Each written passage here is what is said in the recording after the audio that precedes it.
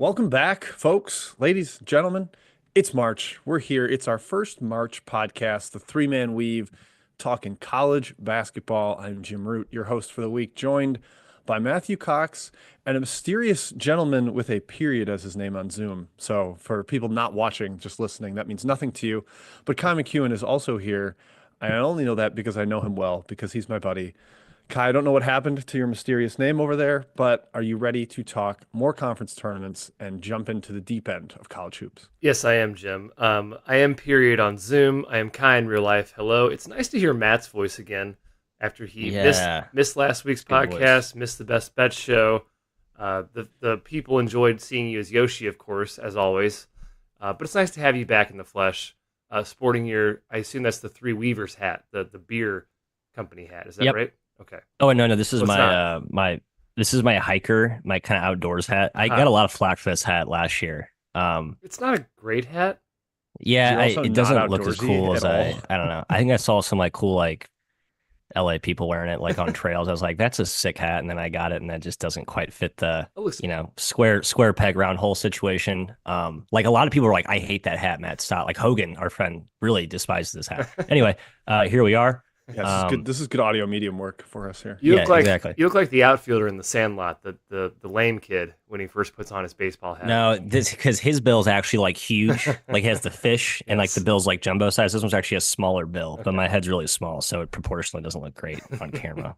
Um, All right. anyway, Well, a lot of anyways, ball conference tournaments. I know you Yeah. guys yeah, like those. I don't exactly. like conference tournaments, Yeah, but Oh, Matt's a stinker. Matt doesn't I like know. really. Matt doesn't generally like college basketball anymore, but that's fine. We're Jim, gonna I try to thought power you'd be on through. my team with this, like given you're a footy guy, a Euro guy, like the importance of the regular season, top of the table type of stuff, and now we're No, just I not like even conference rewarding. tournaments that skew towards the winners, Okay, that like those are your the best. I WCCs, agree. your Sun Belt. Sun I Belt, great love, I job. love. You OVC, can, I great don't. job. How can you not like do or die basketball, Matthew? Like I that. agree. As That's long as the crazy to deck me. is It's stacked in tournament favor of setting. the teams who actually did things for 3 months, which more Yes, conferences are doing, which is good. and even if not, if it's not the one seed playing, then aren't you excited to watch two teams Yeah, battle for no, the I know, I life of agree. their season? Some Because when they go drama. to the actual tournament, yeah, we'll see what happens. But Whatever, right, yeah, whatever. We're going to get through a lot of conference tournament stuff on the back end. That's kind of what this episode is built around. No surprise, folks. Probably a little shorter in the three-man thoughts department for those familiar with the standard episode. And we're going to focus on those previews at the end. We've got, I believe, 19 more. Yeah, 19 more conference ooh, tournaments to go through and give some picks, some thoughts, maybe a dark horse, some intriguing angles. Focus on the big boys, but also, of course, we love the mid majors here on the Three Man Weave podcast. So we'll talk about those as well at the very end. Before that, we got a quick Roots Roundup. We've got a Weave Saw That to check in on what happened over the past week. But first, fellas, a shout out to Jay Pitty, our composer of our opening song tunes. We love you, Joe. 3MW underscore CBB is where you can find us on Twitter/X. I prefer Twitter, just going to stick with that. And Instagram is also the same handle. Might even get some content when we're out in Las Vegas in just under 2 weeks. So check in, tune wow. in there. Also, subscribe to the YouTube channel where this is being live broadcast on video. You can also watch it there after the fact if you prefer some video, get a sense for what the boys are doing, see Matt's hat. That's the big time part of it. ooh, much better. Eh, yes, there we go. He went sideways for the audio listeners. We'll do reviews at the very end. We'd love those. If you subscribe to the pod, go ahead and leave a review too. Prefer 5 stars, but hey, we've got a very Matt relevant question on the review section this week. So excited to tune into that. And finally, please join the Burner Ball Discord, which we work with Trilly Donovan on. We're constantly chatting in there. A lot of great talk about the GOAT Conference Tournament pool, which is in the getting into the heart. Next week's really the true crux of it, Kai. But we got plenty of games to pick, plenty of champions to pick. Lots of chatter in there about daily bets, about futures in these conference tournaments. You've got Trilly dropping scoops on who's going to get fired in the mid-major world. He has a name for the Stephen F. Austin job before it's out there publicly. He had the Utah hire well before it happened. You get great intel. Transfer portal names are going to be flowing as well as the season ends. So this is a perfect time to join the burner. Lots of ball to discuss, lots of news to be broken. So jump in there. Only $6 a month. It's cheap. It's great. It's worthwhile. That's it though, fellas. Let's get into Roots Roundup. Matt, real quick, before we do a shout out to CBB Analytics, one of the best college basketball sites on the internet that is getting even more usage lately. That's right, Jimbo. CBB Analytics, our fine sponsor, the Holy Grail of college basketball analytics, has all the awesome features that we always discuss, both here on this podcast, on other shows, in our Discord channel. The shot chart stuff has really been beefed out now that we're at March 7th. So you kind of get a full breakdown in terms of a lot of these mid-majors, high majors, how have their shot diets evolved actually from non-conference to conference play. Has all the basic advanced stats that you see at KenPom with a lot of those situational splits, quad 1 versus quad 3 and 4, home and away, conference, non-conference. You break it down by month, player, team, you got on-off stuff, which is super useful with so many injuries down the stretch. And a couple new features. He created a game explorer for the tournaments where actually you can look and kind of filter, find teams of similar DNAs as prior years based on certain statistical characteristics. Another one he's releasing, I believe, shortly is the Game Explorer tool, which is sort of an offshoot of that player search tool that we talked about in the past, the Basketball Reference. You can find very unique superlative type of stats. A lot of the media outlets are starting to cite that in their research. So it's an awesome tool. Get access to it today for a sweet discount. Use the promo code WEAVE, WEAVE, for the discount. And then for coaches out there, please contact us directly for the full-blown access to the Holy Grail Pro tier, which we have, and it's awesome. Yeah. Real quick peek behind the curtain, Matt, in the athletic Slack. Humble brag, sick, Jim. Nice. Jim, your article is awesome, by the way. My dad gave a glowing, I don't know if he texted you, he gave a glowing review. Oh, sweet. I'm surprised. And one other person said that too. I get two indirect receives of, wow, the article is awesome. Tell Jim. Nice. I'm telling you. No one told me. No. I did the top 40 champions of the last 40 years on the Athletic. Check it out. But somebody asked, hey, who doesn't have a CBB Analytics account? And I was happy to say that I do. I was like, I use it frequently. I highly recommend it. So get in there, folks. Join us on CBB Analytics. All right, coaching news. That's where we're going to start. Matthew, hot seat. The Duke Blue Devils, they're losing an assistant, Jai Lucas, going down to Miami after this weekend's game against North Carolina. He is not sticking around for a March run. I think this tells you how little Duke thinks of their team. That's got to be what it is. Yep. No, he wants to get going on the portal and everything down at Miami. I suppose that makes sense. I loved this idea from Reddit user George W. Bluth. Why not hire Coach K for this temporary seat on the staff? There's an open position, Matthew. What say you? Yeah, him or his wife Mickey, his lovely wife Mickey. Just to put a figurehead on the bench. Yeah, I agree. So I agree with the Coach K suggestion for sure. You got a lot of slack for like, wow, what a quitter. This is weird that he's bailing mid-season. And I guess I agree with that, but I don't know what else do you want him to do that? Like if you're going to take the job, like the job wouldn't have probably been there for you in a month. I'm guessing Miami would have gone a different direction. And if you're going to take the job now, you can't like do like this half 1 foot in, 1 foot out, like, hey, sorry, Miami, I'm going to be loyal to Duke and then get a month delay in the portal. My general thought, though, is that, hey, Jai, you'll be fine. You could have just stuck it out and you'll get great players in the portal in a month, starting when, a lot of the deep run teams would start because you have money and you're Miami. You'd probably be fine. Hire a GM exactly to do the portal. Exactly. Yeah. I don't get it. Why wouldn't you want to finish out a title run with the team that you spent countless hours on in the off season and during the season and help build? I'm sure he does. I'm sure he does want to do that. What? I'm sure that'd be his preference. I said on Twitter his loss must not mean much to Duke, because if you lost Luke Murray or Kamani Young at UConn, that team would be hurt by this. Apparently, Duke doesn't care that Lucas is going. I didn't see much of a fight. Obviously, it's behind the scenes. The excuse is, okay, early start in the transfer portal. Okay, Miami, you got Lynn Kidd last year, March 28th. Hey, great get. Great get for Lynn Kidd for Miami. Plenty of guys in the portal can be gotten after March 31st. Plenty of teams make Final Four runs. Miami has some of the most NIL in the country. Guys are not going to commit immediately. There's going to be some auctioning for these top guys, especially nowadays when they know they can make so much money. He has plenty of time. We have information he already has 2 guys in his pocket. He doesn't need to take this job right now. So, yeah, I don't get it. I think it's a bad look. Wait, hold personally. on. Do you think the job would for sure have been there Yeah, they for gave him it to in a him. month? Yes, they offered him the job. Yes, He took it. he could have said, He "I could will have take the finished out job the year. at the end of the run." I would be shocked if 100%. Miami was like, "Well, no, we don't want." Then you don't want him that bad. That's what not I'm your saying. number one So I guy. think this is a Miami issue. I think the point is like I think had Jai said, "Hey, I want to wait till the end of the run," Miami would have said, "Okay, we'll go in a different direction," and gone with somebody else. Too, which I think would point to a flaw in the Miami search process. Yeah, it's a which I bad guess is what you're process. saying. Also, I would Yeah. imagine. was this a good hire? It's fine. I think he's the de Ugh. facto D coordinator. I don't think Duke fans were all that up in arms about the loss. So, Exactly. I think it's a terrible hire. You could have gotten a lot of guys in Miami and Florida. Yeah, I would imagine the coaching higher grades. This one will be lower. yeah, in on the C-ish bell curve range that at the we high end, force. maybe lower. Yeah. Well, Matthew will Definitely. give it a C because he doesn't give out D's and F's, even though we C, mandate it. So you get a C. you get a C. You get a C. Tried Yeah, your so best. they're a little bit surprised by that, but hey, we'll see if there's any impact on Duke. I don't imagine much. I would anticipate almost zero, to be quite honest. No. Matthew, real quick, is he going to take the boozers? I don't think so. No, he's not. Now, if He's he taking, took, now if he took the boozers, okay, I'm changing who's my their other stance on recruit again? hire. Yeah. He was the lead Uh, recruiter on the boozers, apparently. that's right, but he was, I though. think it's more about Duke. Than It's about Duke. Lucas for that. Yes. Yeah. Coach I K hope got so. guys too, Yes. He did. if you remember. Shire was the whiz. Yes. Okay, the other hire that was made it was at Utah, out in the Big 12 now. Alex Jensen, assistant for the Dallas Mavericks, former Utah basketball player. Man, I don't think it's an awesome look that you're just like copying your Holy War rival. Like, well, BYU hired an NBA assistant, got a bunch of NIL, and then they got the number one recruit. Let's do that.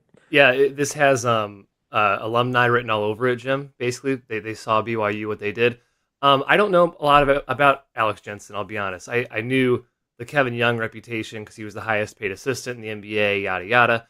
I haven't read a lot about Alex Jensen. He was a head coach in the G League at one point. Seems like that's a criteria nowadays for coaching in college as well. Head coach So G was League. Jerry Stackhouse. So was yeah. Great. Hey, we'll see. Maybe he's a good hire. We'll need to do a little more research, look into his past a little bit. But hey, if he can get players, I guess that's a step in the right direction because Utah was unable to do that under Craig Smith. Whether that was because he had no resources or he was not a good recruiter, who knows? Yeah, I don't think he got a lot of NIL help there. Right. So maybe this will be the kind of like infusion of money.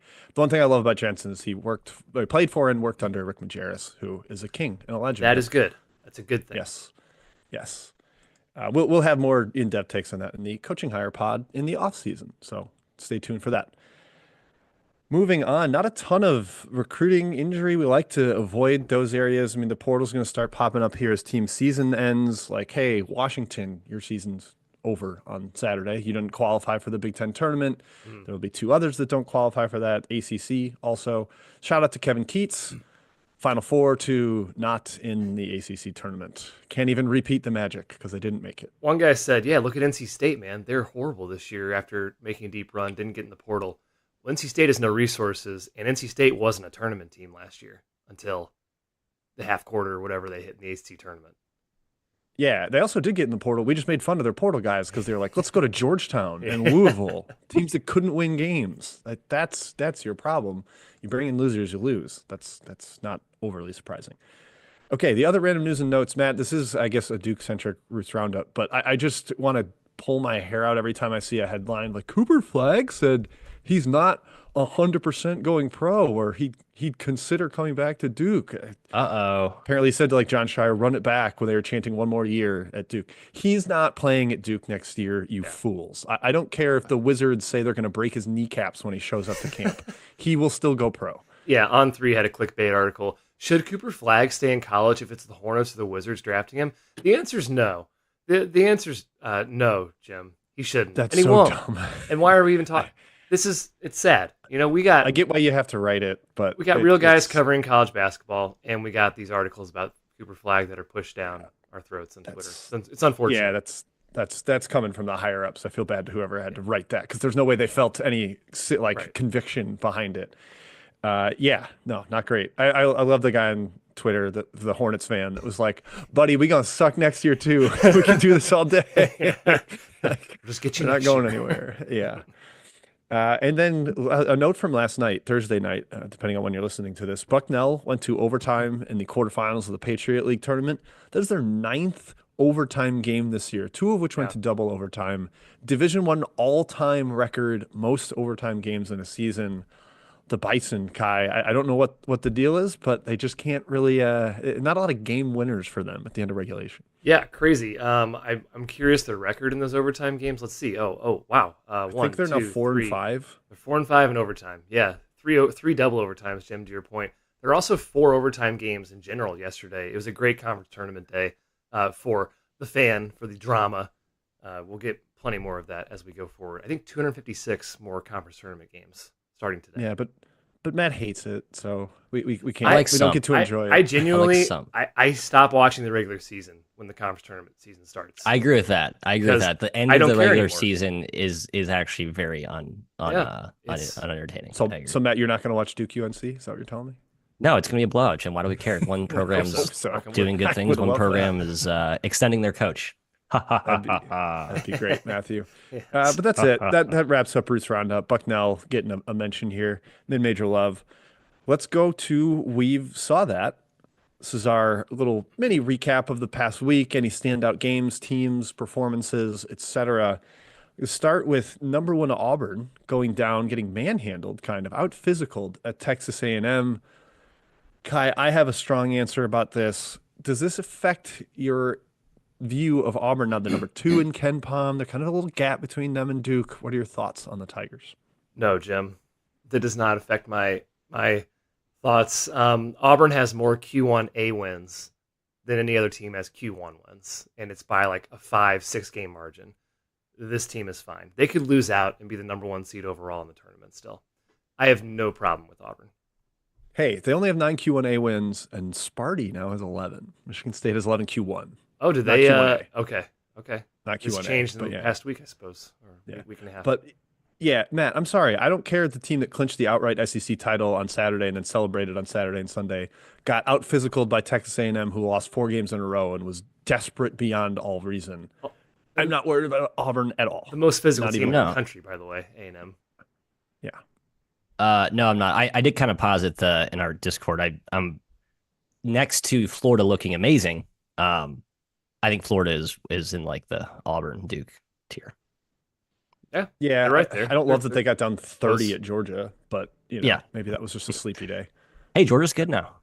Georgia is good. That is a very the whole SEC is awesome. Like Mizzou, are just like, oh, Mizzou's like, no, just the SEC is amazing. I don't like no SEC team that's on like a 4-game losing streak or 3-game losing streak in February. Am I going to panic about? I just think the SEC. There's whispers the SEC is overrated, Matthew. Whispers. Ken Pom wrote an article that was basically like compelling, but I disagree. That was. I don't want people to yell at me if the SEC does bad, so I'm going to get out ahead of it. That felt like something I would do. Like, I'm going to just qualify this whole SEC is the best on my website thing. I'm going to get ahead of it. I thought it was pretty funny. I almost felt like it was minorly tongue-in-cheek from Mr. We're in danger for getting the non-conference, and I know we're going to. Once the selection comes out, Jim, we're going to forget the non-conference and the domination. No, Kai. The only thing that matters is the single elimination tournament where only certain teams make it, and we can make sweeping conclusions that tell us a lot more than November and December. That's right. That's what we need to know. Right. Staying in the SEC, Tennessee got a buzzer-beating win over Alabama. Tough week for the Tide. 2 close losses to Florida and Tennessee in kind of a 1-seed play-in tournament almost. The Tide kind of choked this game away, if we're being honest. They had a 5-second inbound violation late in the game when they had 2 timeouts in their pocket. Their substitution patterns weren't all that great. They had the wrong guys on the floor when they needed a rebound. And then they didn't guard Jemai Mashak as he dribbled up the floor. He just walked into, it's not a great shot, but he walked into a 35-footer. Matt, I did like that Nate Oates after the game was like, I screwed up. That's my bad. I got to wear that one. The players did everything right for 39 and a half minutes, and then I messed up. I respect that kind of where the responsibility from the coach. Yeah, I agree. And Alabama's been Oates has been, he kind of has this like very high standard and very kind of cynical tone about his team sometime. They said that loss changed their entire trajectory of the season. I think Sears kind of made some dramatic take about that, and then they lost to Florida at home. We'll see what Alabama does down the stretch. I feel like there's some Alabama fraudulent people out there, and they're starting to get some ammo. I'm not in that camp. I pretty much defend every SEC team at this point. But again, maybe I should go back and reread Mr. Ken Pomeroy's eloquent case as to why this team might be or this conference might be overrated. Yeah, he basically just said they can't be that good. It's all right, Fair. fine. Yeah. I think he's probably right. I think the anchor of that was like the analytics can't possibly be this accurate in like a world in which they played other teams, which I think is fair.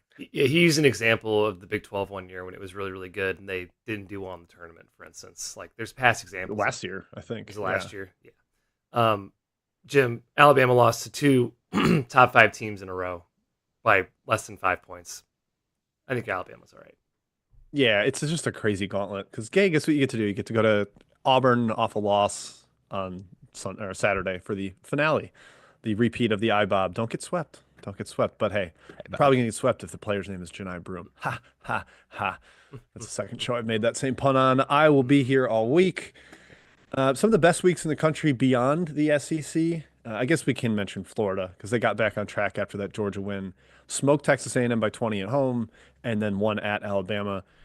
Todd Golden's kind of got Nate Oates' number. I'd keep an eye on that going forward. They out physical a Tide in the paint multiple years in a row now. I think that's potentially a trend worth monitoring. And then Georgia, Matt, we mentioned them briefly. Get in my tournament. They followed up the Florida win by winning at Texas, at South Carolina. That's what you need to do. Get some road wins. They didn't really have any before that. Congratulations to the Dogs because they are going to be dancing. I just want OU. OU is my personal team I'm rooting for in the SEC. It's the only annoying power conference team that most people are like, we need to get all these teams out and get the cool mid majors in. Oklahoma is my exception. I want Porter Moser to get there. I was secretly rooting for him against your Mizzou Tigers last game. I'm sorry. Yeah, secretly, there's been no secret about that. I do tie in Oklahoma, Matt, at the end of my NCAA selection thought because they are going to be the most interesting case, perhaps of all time. In the a lightning tournament. rod, no Yes. doubt. I'm excited to talk about it, Kai. I have Oklahoma takes. Good. BYU is in this section again because they just keep winning. Despite punting the ball away 29 times at Iowa State, they won in overtime, kind of dominated the game, and then let Iowa State back in with a huge charge late. Impressively hung on. They also beat West Virginia this week. The Cougars went from like bubble 3.5 weeks ago to 6 seed right now. It's ridiculous. They've really legitimized their metrics and gotten the big wins they need both at home and away from home. So congrats to the Cougars, who are a threat. They've got a lot of talent. Looking good. Kai, are you a buyer? Yeah, they just picked up 5 Q1 wins in less than a month. That's incredible. Like, yeah, they're on a tear. 7 straight wins. The offense has always been there. I guess I'm a little bit of a buyer. Do I think they're going to make a deep run? No. So in that sense, I'm a seller, but it's a cool run. They're good. They're playing well. They're playing well at the right time, Kai, and that's what you want to do in March. Yeah. Maryland got 2 Q1 wins at Penn State, at Michigan. Obviously, the Penn State one's a little less impressive. It's a team that might not make the Big Ten tournament, but they get another win at Michigan, who is reeling. Kai, you are looking rather prescient for calling them frauds or lucky. I am concerned about Michigan. I think they're going to be a very popular pick against early in the NCAA tournament. But Matt, I know you love Maryland. Do you want to do a quick wax poetic about your boys, Gillespie and company? Yeah, I mean Gillespie is like one of the best portal hits of the cycle. I think they thought that front court would be awesome, and obviously it has been. But the fact that they actually got guards to come in, and I think we're sort of learning that Jameer Young wasn't maybe as awesome as we all thought, and certainly that's been an upgrade of that position with Gillespie, and their guards have been really good around him. And nice. I think I'm not. I don't think it's like an upgrade. He's having to do a lot less. He's got Derek Queen on the team. He's been really good. I thought Jameer Young did more than he should have tried to do. That would never like. I thought Jameer Young was a little too like this is my planet. Everyone orbited around me, and now it looks a lot better. Obviously, Derek Queen makes a big difference, no question. I certainly understand that. I also think that Gillespie's a much better defender, and defensively they've been rock solid. So hey, hold on to that thought. That's a review question, actually, Matthew, for you. Yeah. The guy's not named Jameer Young last year shot like. Not exaggeration, like 22% from 3. What the hell is he supposed to do? This year he's got Miguel and Rodney Rice burying shots around him, giving Miguel's space. and even Rodney Rice too. It's poor poor Mike Young. Be nice if he had such talent at VT. Hey, really, really good job in the portal, Maryland. Like that is you're right, man. Top 5, I think, teams like portal success. Yeah, totally agree. Yeah, Gillespie, Rice, Miguel. Boom, boom, boom. 3 guys that were kind of. I mean, Gillespie's probably a pretty high sought after guy. Not Miguel and Rice really. Those are just gems.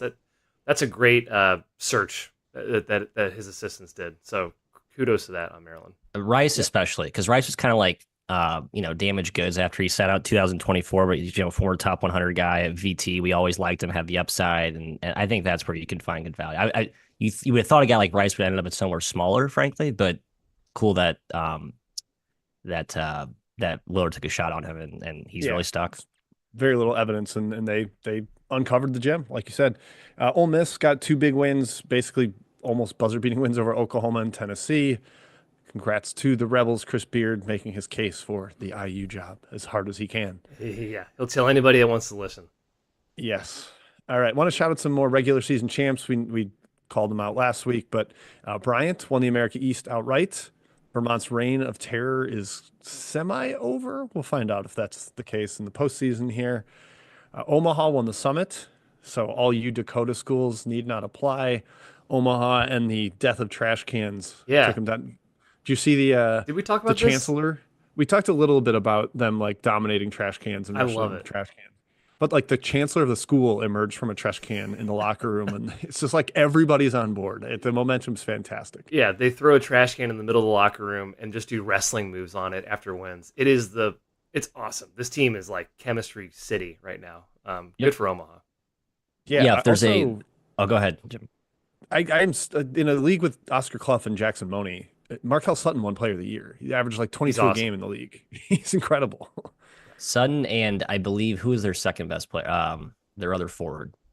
There's kind of a cool. They're both from Tulsa. Like they played like for years together and they like reunited. I like hearing cool mid-major stories where guys like played in high school or AU together and they come together and it feels like it's an actual team of dudes that like each other, which I question is the case with half these other mid-major teams. So yeah, that's a good vibes team for sure. I don't know if they have the juice to win a tournament game or even compete against like legitimate athletes, which is sort of their edge in the Summit. Won't be the case when they play a real team in the actual dance. Should they get there, and they're probably not even the favorite to win the tournament at this point with South Dakota State still there, and even the Bison are fortunate. Yeah. They just didn't do much in November, December. But yeah, they were like fourth favorite in odds before the tourney as the one seed. But I don't know. I'm buying the vibes, Kai. I think it's just I love that the vibes. matters a little bit.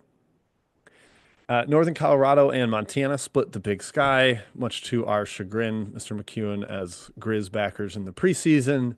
But Northern Colorado shot like 45% from three over the last month and a half of the season, and that matters. So well done to Northern Colorado. Matt, you love Jerron, really. I'll let you get a quick shout to him. Yeah. Well, Steve Smiley. I'm surprised we haven't heard his name in the coaching carousel mix. Given his player development track record, like he can point, mega studs just come out of there. He gets players, they get better. He plays like that analytically. That's an easy sell to an AD. Totally. I don't get why he hasn't been more feverishly talked about. Yeah. Bucknell won the Patriot, the OT Kings. They were by far the best team in the league over the last month plus. Went 8-1 down the stretch. A league with a ton of parity, really separated themselves. Congrats to the Bison. Kai Quinnipiac won the Metro Atlantic. Yeah. I know you're happy about that. Yeah. It was a fight for a while, but now with a game left, they've already clinched the one seed. Does that mean we bet against them this weekend? Eyebrow raise. There's a new sheriff in town. It's the Quinnipiac Bobcats. Tom Pecora rising from the ashes and taking this team to maybe 2 straight NCAA tournaments. They made it last year, right? I think they did. No, they did not make it last year. Oh, they didn't? Lost to St. Peter's, unfortunately. Has Quinnipiac been to a tournament? Yes. They never make it club? I think so. I thought they're on the have made not it in made the it Ken Palm list. era. Yeah. They're not. I think they're on the not make it club. Maybe this is the year. I don't think we gave Tom Pecora overly glowing reviews when he got hired because we thought it was like a retread. Right. But congrats to him. We were wrong. Hand up. We boys. You can be wrong. Incorrect on Mr. Pecora. Of course. Akron won the MAC, the single A MAC. They were the best team in the league all year. Matthew, I hope they make the big dance because nobody else has inspired me even a little bit. So zippity doo dah. I guess Miami, but zippity doo dah. I think Kent State's going to be the horse to emerge from that total crapshoot of a tournament. The MAC and the Missouri Valley, it just you get no flowers for your success in the regular season. You get none. You get to play really good teams on a neutral court in which anything can happen in a relatively flat parity-ridden league stuff. Yeah, Coastal's like that too. Just I kind of feel bad for some of those teams, but Towson could easily lose to. Yep. Four-way tie in the Sun Belt: James Madison, South Alabama, Arkansas State, Troy, all atop the league for a league that the postseason is this giant ladder of a bracket. The tiebreakers ended up mattering a ton, but the tiebreakers were the record among each other and versus each other, and I think it ended up working out relatively fairly, although there were some unbalanced schedules in there. James Madison was the only team to tweet co-champs when they did their celebratory Sun Belt champion thing, so I gave them a hat tip there. I don't really appreciate when Arkansas State is tweeting champions when they get the 4 seed in the tournament. I don't like that. That's not genuine. I think if you put co-champs, it's fine. Co-champs. You're transparent. You're not. Yeah. You're a co-champ. You got the 4 seed. You're a co-champ. Yes. And then at the high major level, Sparty, Michigan State. I know some of their fans don't like that, but they are outright champions. They clinched it at Iowa last night, Thursday night. Monster second half, just scored like 60 points. So the offense actually has some juice. Watch out, although it helps to play Iowa's defense. St. John's won the Big East outright, and Auburn clinched the SEC outright. Teams that have been awesome all year. Not surprising. Yeah. Some big individual performances. Nebraska's Bryce Williams had 43 points, a program record for the Huskers, and a double overtime loss at Ohio State. Kai's was particularly impressive because Ohio State was one of the first teams in a long time, I forget the exact stat, to have 4 guys score 20 plus.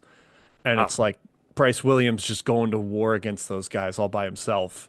He was exhausted by the end. I felt bad for the 2-point double OT loss for the Huskers. I feel bad for the Huskers, man. They're falling fast. That was basically a huge bubble game. Ohio State and Nebraska both competing for that last couple spots. They have to beat Iowa, and then we'll see. The resume's pretty good. I have it. But still, it's going to be. I have a 1,000 to 1 title ticket on Nebraska. Like just making the tournament is like, oh, okay, here we go. 100 to win $100,000. It'll be nice. They have a chance still to miss the Big Ten tournament. Like if they lose to Iowa, they would, I think, have a tiebreaker situation with a couple other teams with 13 losses for that last spot in the Big Ten tournament. Oh, you're right. It's very close. That would be ugly to go from potentially in the field like 8 days ago to not even making the Big Ten tournament.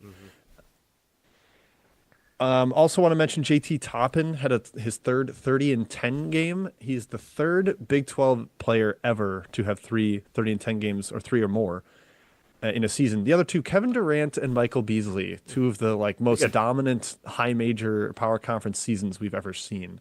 They were both freshmen, of course, but we've had some talk in the Discord about who's going to win Big 12 Player of the Year. It's Toppin. He has asserted himself now.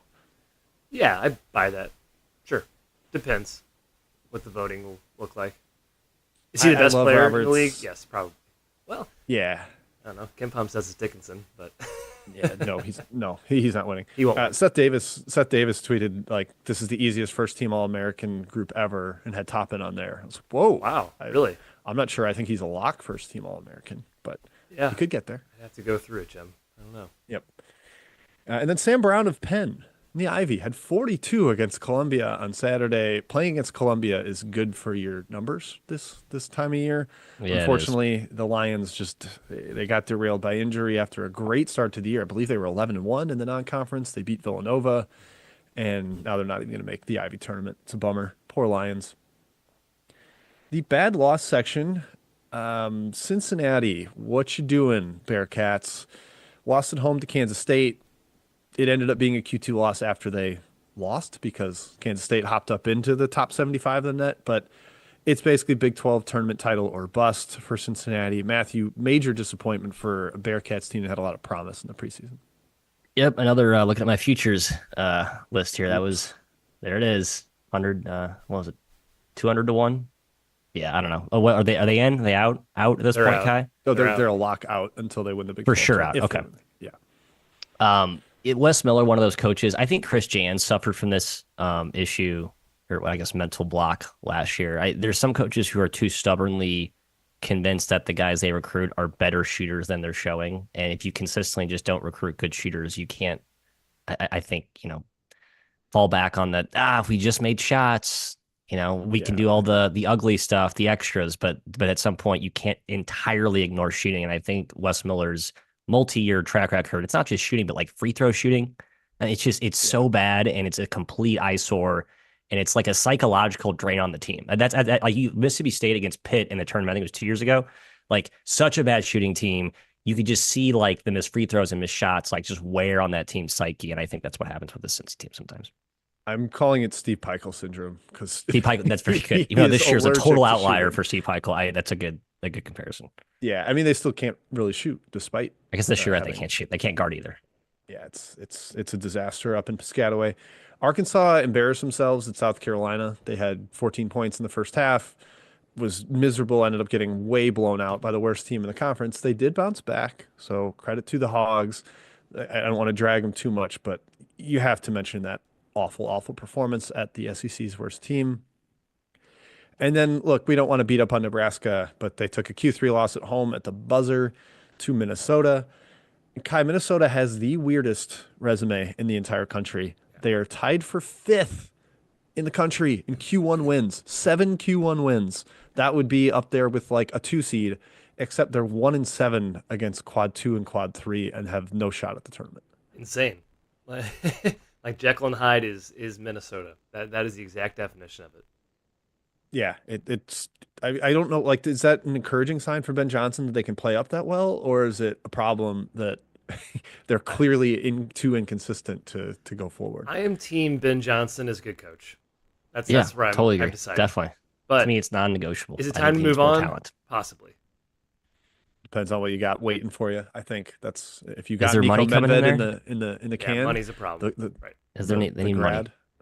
Yep. That is a major question. Get Target and US Bank and all those Minneapolis cities to give you a giant bag. Maybe St. Thomas is hogging all the donations on the St. Paul side of the Twin Cities.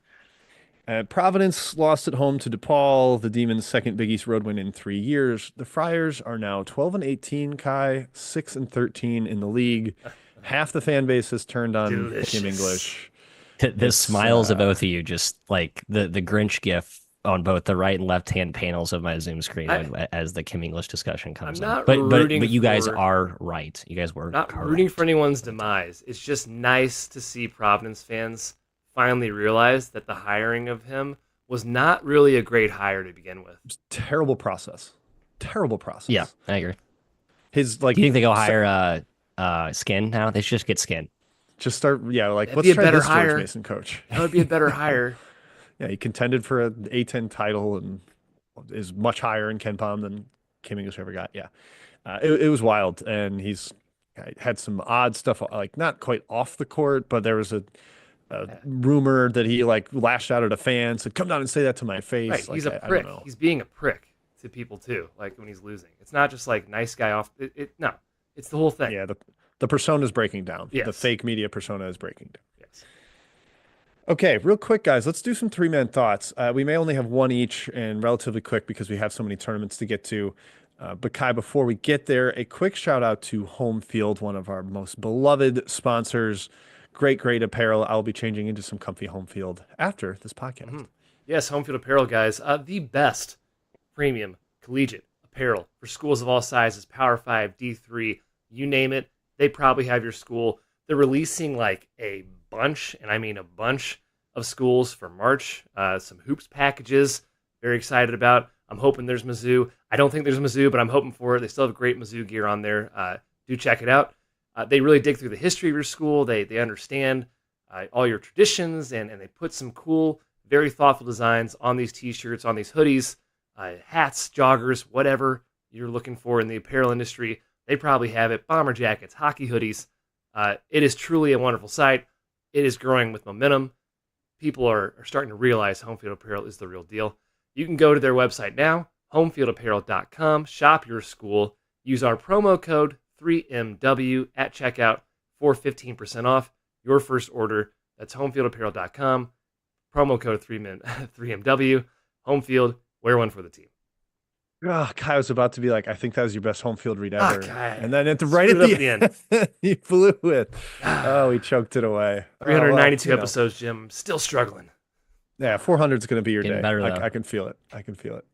So there are a lot of teams out there still getting better, by the way, guys. I don't know if you heard of some of those post-game, but a lot of these teams, Kai, are still not yet a finished product. They're still getting better every day. They haven't played their best ball yet. Haven't played their do best ball yet. Still peaking. Matthew, do you have a three-man thought, or are you waiting on I do. anxiously Hold on. on I have two tournaments? more teams to add to it. Let me go last. I'd send my notepad here. Okay, Kai, Momentous mashup Kai, is the name of it. Tease. I'll start because mine's a little softer. We'll put yours in the middle because there's a little more spunk to it. There's fire to it. My question and my thought is just a rumination between us three on what do you feel about conference tournaments for at-large teams? Obviously, Matt's feelings about mid-major one-bid leagues are very public from the start of the show. But if you're a team like Auburn, Duke, Florida, are you playing for like the legacy of the dominance of we won everything, we swept through these events? Or are you kind of thinking, I don't want to get hurt. Let's balance out the minutes. Let's focus on the NCAA tournament. Kai, where do you land on this? The competitor in me just wants to win everything, Yeah. but maybe you approach it differently. I don't know. What do you think? No, I think it's a loser thought, Jim, to think about resting guys for the tournament for single elimination. No, you go and win the conference tournament. You dominate every game. Granted, we just played high school ball. I can't imagine just saying, "Oh, we're going to save it for next game. We don't care about this game." No way. No You way. play 40 games max. Go You play win. 40 games max. Go win. Don't sit. I had a guy ask me, "Is there load management in college basketball?" No. No, man. They're 18 to 22-year-old players. There's 40 games tops, 35. Go play, go win, go dominate. That's what they want to do. The coaches want to too. Yep. I think there is something to that. I know like Todd Golden in particular got spooked last year because, or really twice, because he's had a guy get injured during the WCC tournament, Masalski at San Francisco, and then Handlogton in the SEC tournament last year. Mm-hmm. So like when you get burned, I can see you like wanting to take a step back. But man, if I'm a player, like I get 35 games with these guys. Yeah. I want to play like, and we're good. Like, because the teams I'm talking about right now are near the top of the country, or even just somebody that's a comfortable at large. I want to try to play every single game full bore. I don't want professional load management garbaggio. Oh, yeah. I wanted to get Matt's take, but I think there's baby duties to attend to. So maybe we'll revisit. But bubblers obviously have plenty to play for. It's just also frustrating. Like, if you're the Alabama, Tennessee, Florida triumvirate, Kai, playing for that last one seed, Mm-hmm. and you're like, the SEC title game won't matter unless they like have two sites where they could flip between the two and just very easily toggle like Tennessee's last one seed or Florida's the last one seed. But those games, Big Ten final, A10 final only matters for slotting a team in. Yeah. I don't know. It's frustrating to think about that if you're making that tournament run. I don't think coaches realize that yet. And I have a whole thing about media members and selection. Guys, the committee does not pay attention to you on Sunday. Whatever you do, it doesn't matter. Unless you're a bid stealer like Duquesne last year when you were slotted into someone else's spot. They were not supposed to be an 11 seed. They should have been a 13. The committee does not consider that. And even Saturday games. That's why you see weird seating sometimes right at the end. When you think your team won a couple games on Saturday, Sunday, it's just not considered. So that's a good point, Jim, on the term in terms of like conference tournament motivation, but also you want to win the conference tournament. The NCAA tournament's not guaranteed. Go get a championship at least in your league. Yeah, I like that idea. Yeah, I was listening to you playing for a championship. I think that matters, right? But it does feel like from a fan perspective, it's just there's so many high intensity type games. Like I just if there's any player, and I mean half these teams have guys who are, playing through minor injuries. This is not a setting where you're going to go balls to the wall with that. Like I think there's going to be a little bit of if I were a coach, I would be hedging against that. Which sort of goes against the competitive spirit of this. But like, you know what? That's your choice. You've earned a position of power and you're seating in the actual bracket. You have every right to not mail it in, but play it safely. Maybe try out some different rotations with guys. Maybe a guy may not be fully healthy. You're trying to play his backup a little more to see what he's got at that place. So I think that's your choice, right? You can use it as a petri dish. It's hard for me to get really into these like SEC Big 12 tournaments. Like I'm not like jazzed for like seeing Auburn play Bama would be cool on Sunday, but it does bother me that like this game really doesn't mean anything. Like their season will be judged in a week or 2 weeks or 3 weeks beyond that. So that does kind of bother me a little bit. It depends if you put stock in winning a conference tournament championship, right? Yeah, which I guess yeah, as a guy who just Duke, factored in whether you win your conference tournament yeah, into my all-time power rankings of title teams, Jim like cares. if you win both, I think that proves you're a more I agree. dominant team than I someone who agree with that didn't totally. win both. So Yep, if you're looking for legacy and that kind of thing, like it would be disappointing if Duke was like, oh, they won the regular season but lost in the semifinals to for sure. UNC That would or to tarnish their greatness profile. I totally agree with yeah, that. a little Yep. bit. So yeah, if you're looking for that, okay, Kai, your thought. Let's go to it. Okay. Yes. This one's titled "Media Members Misunderstanding March." This kind of came about. I saw Seth Greenberg, who we have no problem with and who's actually been very nice to us, tweet a bunch back and forth with guys answering questions about the NCAA tournament selection process. And he was kind of saying some stuff that I didn't really agree with, kind of incorrect. Didn't want to get in a Twitter battle here. So one guy's question was like, uh, so it's basically around UNC. So this guy is saying they played 7 teams in the top 18 in the net. Most of them were competitive games. Does it matter to the committee that they were competitive games? Seth Greenberg answers, it all depends on the committee members' criteria. Well, competitive games will show up in your predictive metrics. Maybe the net too, Jim, but that's a black box formula. I assume It is competitiveness is semi. loosely correlated with Ken Palm and Yeah. Bartorek. Yeah. So that's going to show up in your predictive metrics. That determines seeding, which we can talk about in a second. No committee members, though, is saying, oh, wow, they were close. No committee member has their own set of criteria. They all look at their same stuff. There's no agenda. There's a reason a ton of people can predict the bracket every single year. Look at bracket matrix. It's because we're all working with the same criteria, and it's generally followed. So that's point one, Jim. Point one. I like it. Yeah. I mean, that I think the point about bracket matrix is the best one. Like this is it's almost all predictable down to 66 teams being in and down to within one seed of Yep. everybody. So people will have some gripes, and there'll always be a couple like, oh, this team got snubbed or this team got shifted too far down the bracket, etc. But I don't think any of it is. It's almost less black boxy than the net itself. Like It is. everybody kind of knows where people are going to land. Right. His second tweet, I coached Virginia Tech in the ACC, which I don't know why he had to say that, for 8 years. 5 of those years, we earned the bye in the ACC tournament by finishing 4th 3 times and 3rd twice. Now think about that. And we received only one bid. One of those was the first year in the league, and people thought we'd get crushed. So he's arguing that, like, I guess they're biased against Virginia Tech. I went through the years that Seth mentioned here. 2011, they had 1 top 50 win in the non-con. They had 3 top 50 wins in ACC play, and they lost to 3 teams outside the top 100 in KenPom. It wasn't that good of a resume.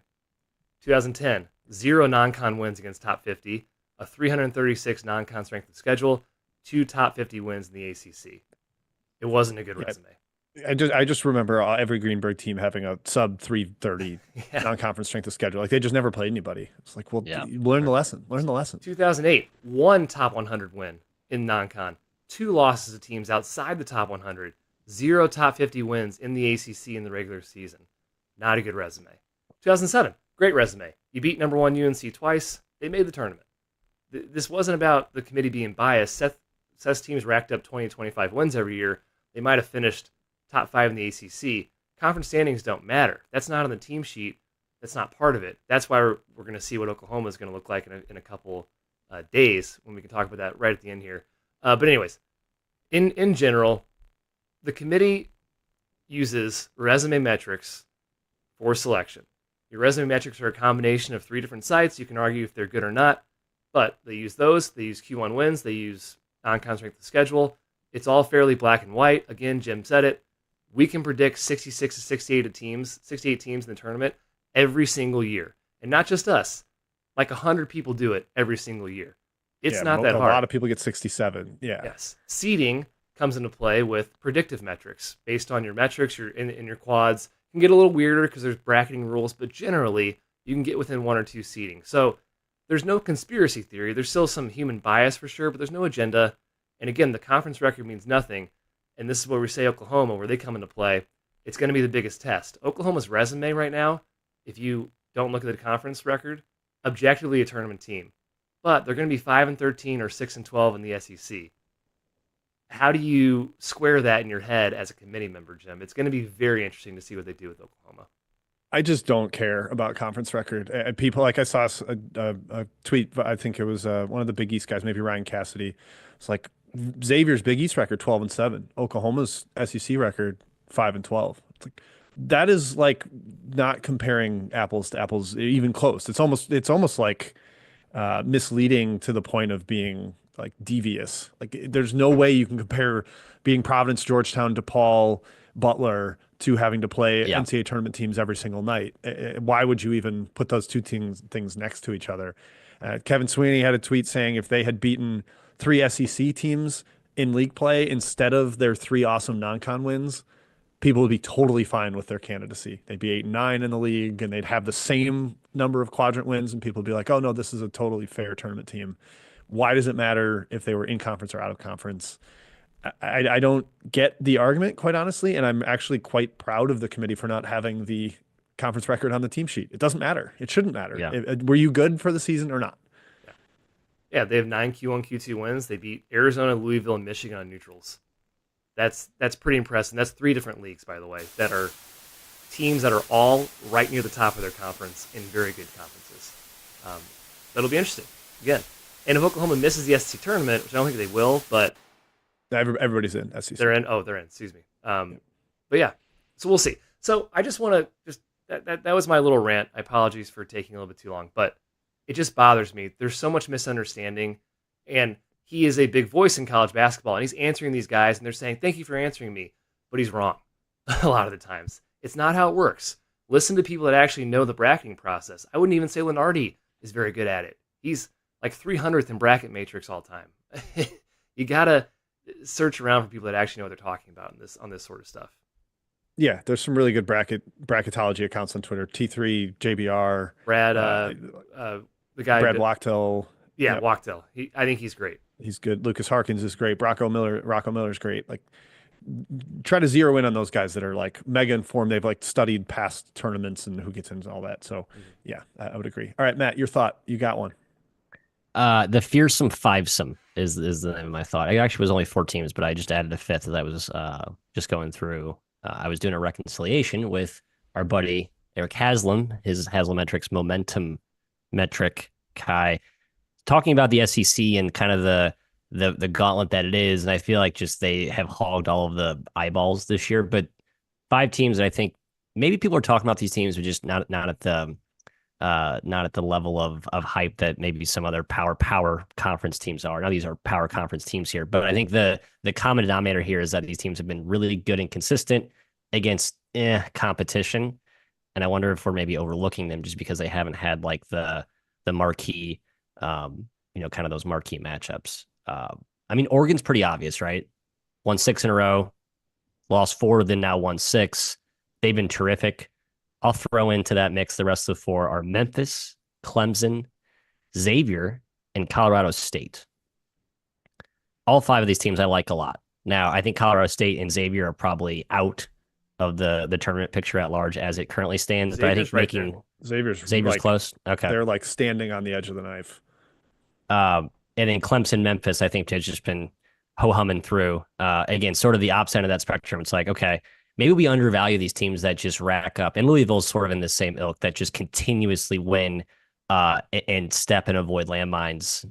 The AAC and the ACC is a lot like the AAC this year, where there's just no real true top-end threats. But there's a lot of like, on a given night, you could trip up here and there. Kai, of those 5 teams, let's start with the Oregon, Memphis, Clemson threesome. Which of those 3 teams do you believe most in long-term, making deep run in March? Or you might just say who's the better team and maybe one team you think has a better March profile, but what's your thoughts? I think Clemson's truly awesome. I think they're extremely balanced. I think Chase Hunter is a very underrated point guard and player. He's first team All-ACC this year. That's great, I'm pretty sure. I think Shefflin is a freaking monster, and Locken has also been excellent. They're good on defense. They're good on offense. I believe in Clemson the most out of those teams. Kai, you know what Locken's been? A Loch Ness monster? That and locked in. He's been locked in. He's been locked in. Yeah, He's been locked in the lab. But yeah, just like experienced guards, multiple bigs, plenty of size, plenty of shooting. They were staring at me in plain sight in the preseason. I just whiffed it on the Tigers. They're really good. I believe in them quite a bit. Memphis, Matt, yeah, I think when they're engaged, they're awesome. And Oregon's going to be a mega tricky out because of the quick prep, the turnaround. They've got a huge clutch shot maker in Shellstad. They got a big ISO guy Bamba, the size Biddle. Like, yeah, I probably prefer Clemson most, but Oregon and Memphis are right behind. It's a good trio to compare because they're what, like the 5 to 7 seed range. Memphis like around the 6 line. Oregon, Clemson 6-5 ish. I bet those will. I bet all three of those will be popular upset picks against. And I think I'm sort of leaning the other way, assuming they fall in that range. And we'll see what happens the last few weeks. But I like those teams. And then Xavier, Colorado State, Jim. If you like one team to make, I guess this isn't really fair because Colorado State's not nearly as close to the They can't get that tournament large, picture. But unfortunately. Yeah. if they win the Mountain West tournament, would you believe in that team, or are you still in the Mountain West in the NCAA tournament? It's just is a house of cards and will collapse every year until proven otherwise. I would not believe in Colorado State. Is there any Mountain West team you believe in, Jim, to make it out of the first weekend this year? Is there anything that sort of like maybe New Mexico? Because I love point guard and the versatility of the lineup. But so did everybody. Yep, everybody loved them last year. I don't know. I'm not like overly amped by the league this year, unfortunately. Yep. All right, that was my quick thought. I think those teams, no one. I don't know. Yeah, I just looked at like the entire S curve. It's like these are the teams that no one's talking about. It seems like so. Even your Missouri Tigers, I feel like got a lot of ink the last week, and now it's sort of. That's part of our problem. Their press clippings. Yeah, the last 4 weeks. Too much. You've been reading them. Yep. Been reading those clips. I truly believe that. I truly believe they have. Yes. Yep. All right. That's 3-man thoughts, guys. We got a bunch of tournaments to speed through here, so let's not be overly long-winded. But the big boys, the Big 12 starts March 11th, as does the ACC. Then you get Mountain West, A10 American, Big East, SEC, Big 10 a day later on the 12th. Matt, who are you looking at in the Big 12? Who intrigues you? We obviously don't have brackets for these yet, but anybody you think is going to make a run? Matt, you're muted himself. Kai, who do you like in the Big 12? Sorry, Kai. I'm back now. Can I say Houston? Because it's Houston until proven otherwise for me. Texas Tech is the 2 seed, so yeah, Houston. Houston's draws me way better too, because Texas Tech's gonna be on the same side as Arizona, Baylor, West Virginia's down there. I'm not scared of BYU for Houston, and I think they can make a run. Is Kansas really the 9 seed in this league? Is the Big 12 any good? We said this two months ago. I brought this up. I got hammered for it. Like, this league isn't that good. Oh, wow. It just isn't. You've been discounting Houston the entire year, though. Who are you comparing it to? Right, I know. I have been discounting Houston for sure, but I think the rest every of the league, is but very, the SEC very bad, Matt? Yes. Well, who's good? That's the take. Well, then fine. All right. I actually like my like I legitimately don't like any of these teams like confidently to make any sort of run. K-State would be maybe my guess if Coleman Hawkins is back. I think they clearly found something for a bit there. He got hurt, went back into their ruts. They still do some dumb things offensively. Like their offense can really go, not quite Cincinnati scoring droughty, but certainly in that same vein. I still think they have good upside with Tang in that defense with fully healthy. It's not like seeing audio issues in the chat right now. Oh, with me? Not sure who that is. We don't know. I don't know. So somebody needs to mute. Okay. Kai, try muting before you do it. Damn it, Kai. All right. Hopefully we get that fixed quickly. Wait, Jim, who is your team? Texas Tech. I think they're going to run even though they've been banged up. I love that team. They're just really, really good. Okay. ACC, Matt's just going to be chalk. Duke versus either Clemson or Louisville in the final. Yeah. I don't know. Wake. No, we're done with Wake. Yeah. I try to get cute for a lot of these. I thought like Notre Dame maybe. Pitt, it's like no, Notre Dame's bad. Yeah. No. At least Notre Dame got a Locko back, but Kai, this one feels like the most inevitable chalk just because Duke's incredible and Clemson and Louisville have only lost to Georgia Tech outside of Duke. 100% Duke. Yes. Okay. Audio issues fixed. Love to see that. Nice. Mountain West, Matthew, it's clearly your pet league right now. Are your Rams going to get it done? I think I'm going with the Rams. Wow. However, I think the Wolfpack have a last stand in them. I do. That team's so old. I think they just like, wow, we're not making the tournament now, and they just maybe packed it in until this tournament, which is their only avenue to making the dance. But we'll see. We haven't seen their best in so long now. It's hard to really bank on that. Is Magoon Gwath done for the year for San Diego State, or is he coming back? Do we know? Ooh, I That have I do not not followed. It's a know. good question. It's a great question, though. I think he's potentially coming back. I don't think they've said like Magunguat done for the year, but I think it's like a semi-serious injury, so I don't know how imminent it's going to be. If he's in San Diego State, if he's out, man, I have no idea. I guess New Mexico and be boring. There you go. Love being boring. Yeah, I'm going to go New Mexico as well. I'm really worried about Utah State. I think people have solved their zone. They have not been that good lately. Colorado State just beat the living piss out of them in Moby Arena, so worried about that. Okay, next one, A10. Matthew, I know you got a couple dark horses here, but I'm going to go with Kai first. Kai, are you with me and maybe getting a little Billikens magic or what? I hope so. I would love that. I think SLU could win it. I think I'm going to kind of steal your guys' dark horse. I think St. Joe's is a real threat to win this. I don't want to trust Billy Lang necessarily, and I think Dayton is going to have to be a team they beat to get to the championship, as well as VCU, because I think St. Joe's is in the 4 position right now. But I think St. Joe's is a real threat, and I would not be surprised if they win this league. Yeah, if they didn't just do a classic St. Joe's thing where they have a lead and then blow it at George Mason, I think they were up 18 in that game, and they lost 58 to 57 in a 58%. A classic game where Mason just sucks the life out of the game defensively, and they end up winning by 1 as runs. Mason's done. Yeah, 17-0 run. They've been awesome. They've won every game by double digits since then. Lost at my Blurs guy, who was actually my second dark horse, but my first dark horse is the St. Joe's Hawks, who I think like could make the second weekend of the actual tournament if they can get hot and win this thing. They are that good right now. Their talent's crazy. It's so they're so talented. Like Simpson looks really good. Simpson started at Rutgers. Simpson is a backup guard. He started at Rutgers. He looks terrific. The Rasheer Fleming kid's been amazing. He was bad at Rutgers. Derek Simpson's he was bad. bad. He's bad. He's been good. Player. He's been good here though. He's been very good here. Fine. Efficient. I just worry when you put them against a similarly talented team, it gets ugly. A better coach, similarly. A really good coach will find. That's probably the best point actually. The American, obviously Memphis' league to lose. They have the 1 seed clinched. Kai, do they get it done, or is there a bid stealer to be found in the American? I think we're getting a bid stealer in the American, fellas. It's going to be UAB or North Texas. I'll go UAB. They're going to steal this bid.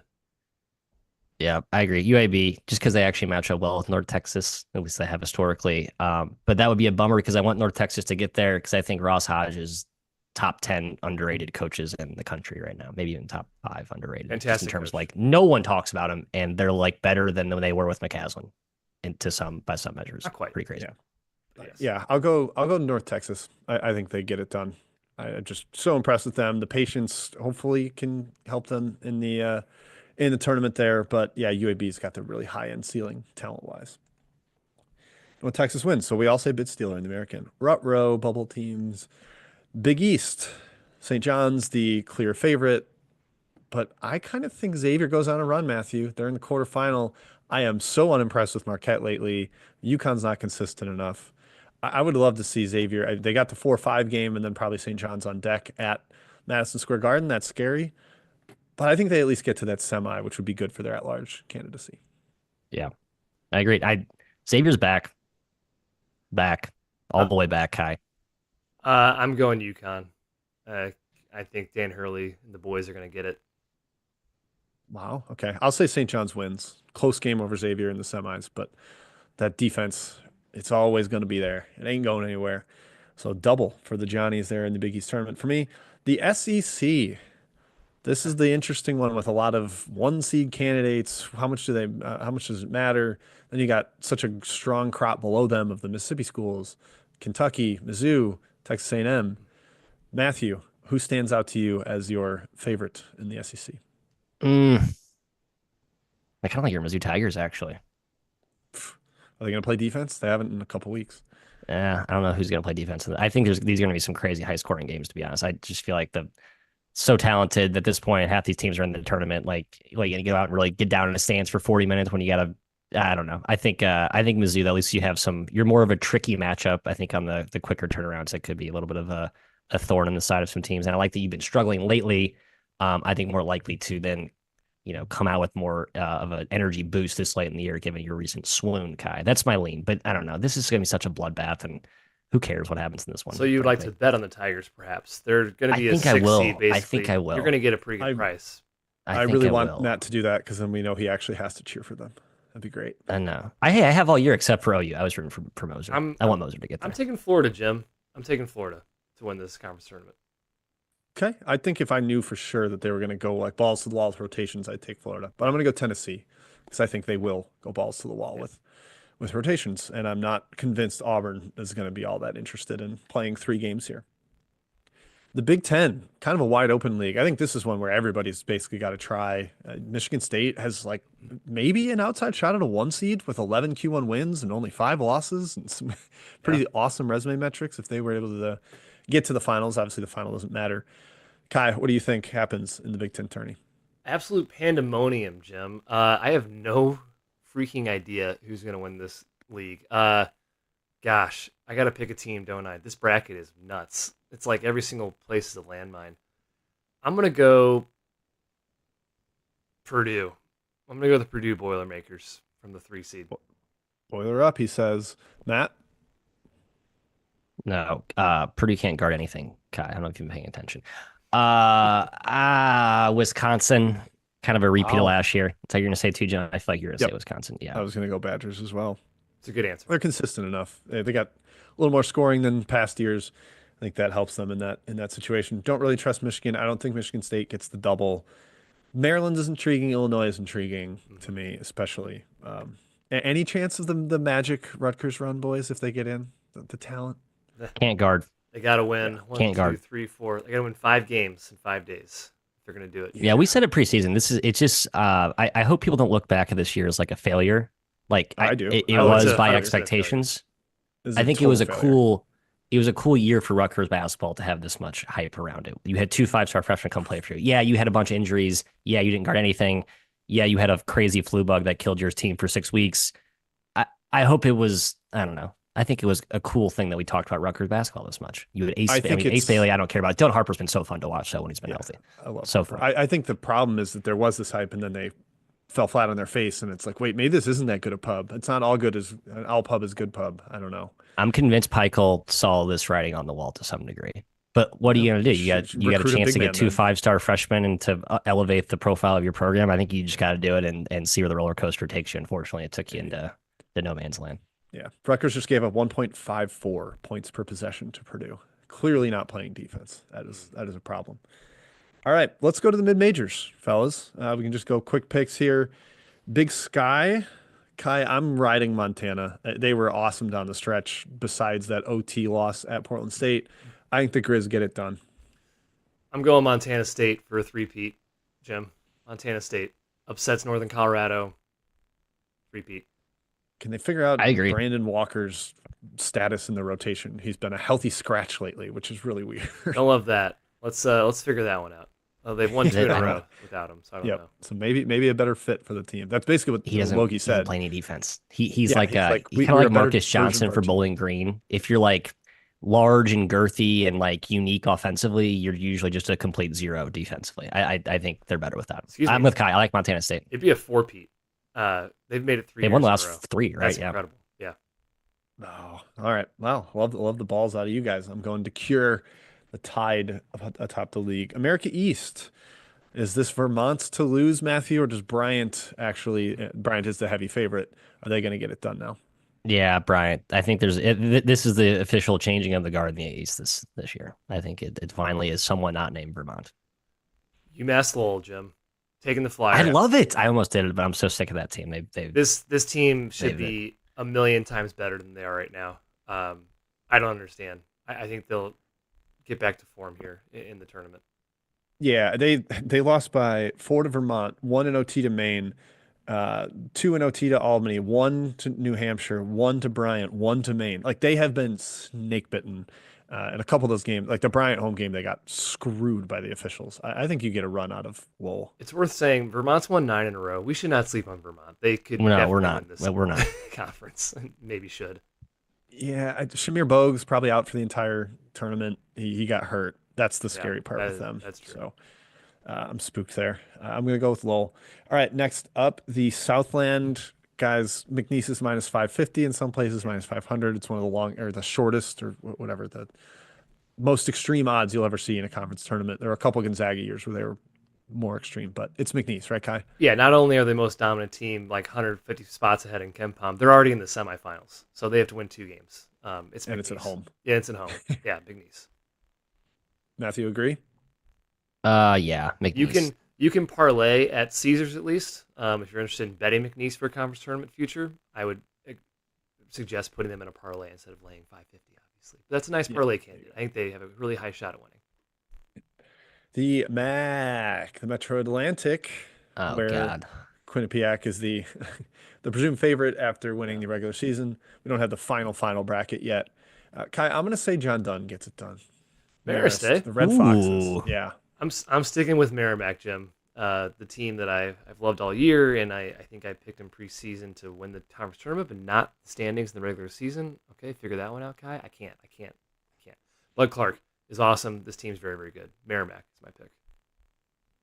Jim, I think Dunn was my. I'm gonna go with John Gallagher and the Manhattan Jaspers, just because who the hell knows happens in this league. That's fair. Love it. Like it is truly, it's a league without talent. Unfortunately, it just is. Except for Quinnipiac, and that's why they are where they are. But I like Gallagher. Got a couple of good young freshmen. Good coach. We'll see. All right. Crapshoot. Totally. How are they Nice, 12 and nice. 8? How is Manhattan 12 and 8 in this league? That's I insane. don't know. John Gallagher's great. Total mess. Yeah.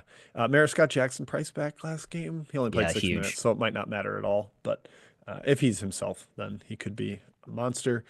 Conference USA.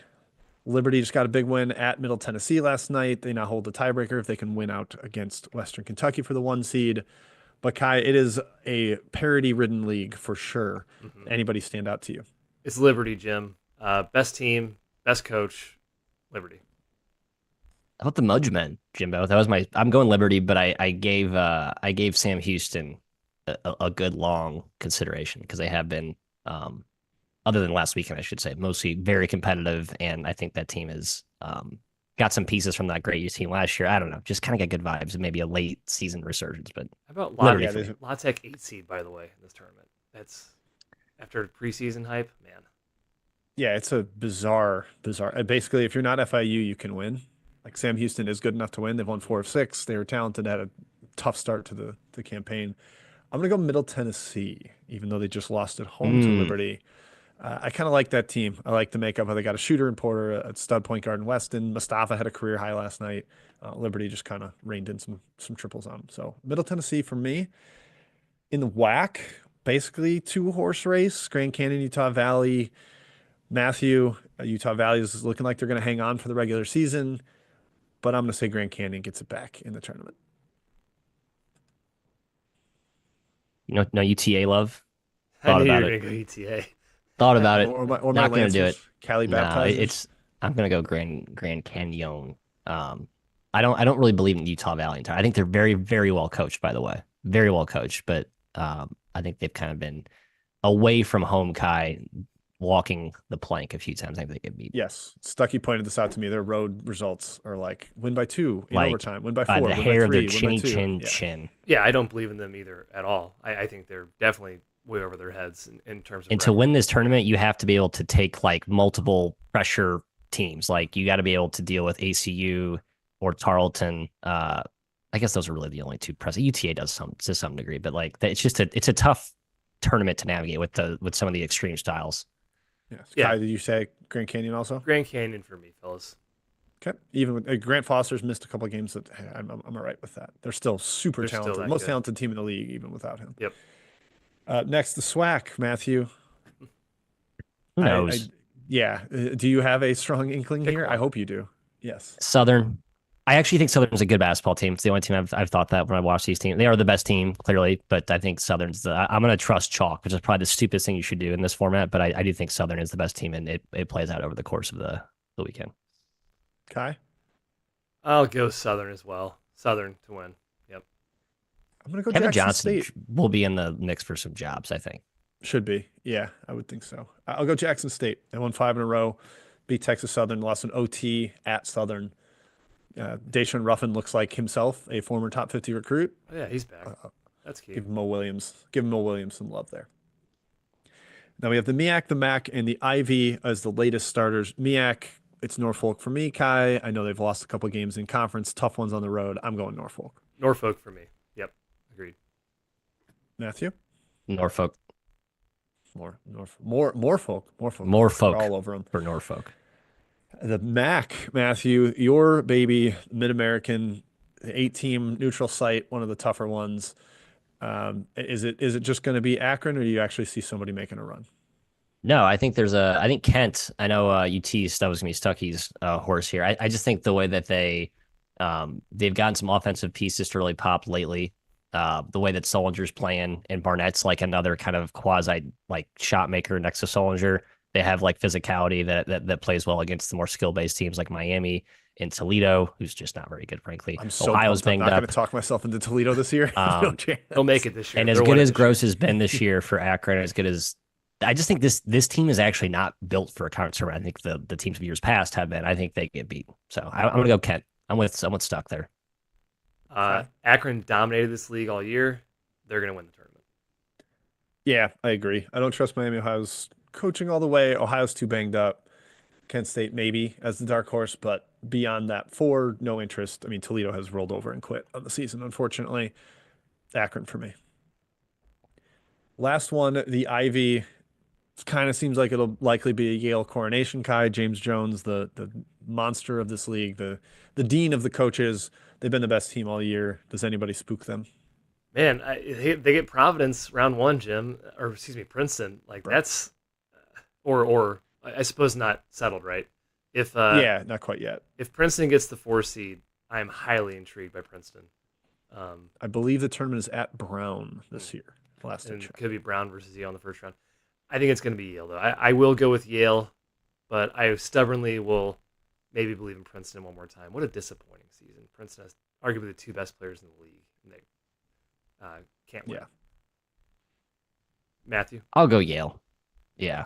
Brown was like kind of my at home if they get there, but the effort against Dartmouth is so disheartening. I know it was on the back-to-back. You just beat Harvard the night before, but like Dartmouth dominated that game. It was horrible.